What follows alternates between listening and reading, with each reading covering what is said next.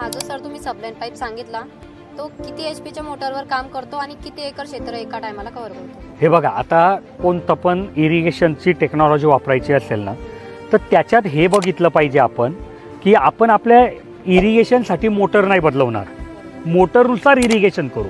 तर तुमचा प्रश्न आहे किती HP मोटरवर तो चालतो. तुमच्याकडे 1 HP मोटर असो का 50 HP मोटर असो, याचा सर्व चांगला उपाय असा आहे की आधी उघडून टाका, सर्व एक पाईप लावले, आधी बायपास उघडा आणि तुम्हीच ठरवा की तुमच्या मोटरवर किती एरिया सिंचन होतो. समजा तुमच्याकडे 4 एकर जमीन आहे आणि तुमच्या मोटरवर 1 एकरच पाणी एका वेळेस दिलं जातं आहे ना, बाकी एरिया जर उघडला तर पाणी कमी पडतं आहे, तर मग तुम्ही त्याचे 4 तुकडे करा की आधी 1 एकर करू, मग दुसरं करू, मग तिसरं करू, मग चौथं करू. आणि समजा तुमच्या इथे असं झालं की मोटरला 2 एकर करता पुरतं आहे, मग 2च प्लॉट पाडा.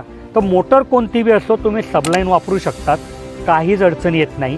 आणि सबलाईन का वापरायची, कारण आता मजूर भेटत नाही शेतात, तर ते 12 पकडणं, रात्री बेरात्री शेतात जाणं, त्या मातीमध्ये काम करावं लागतं, साप विंचू यांचा प्रॉब्लेम असतो. तर हे कसं आहे, फक्त कॉक फिरवला की ते त्याचं काम होत राहतं.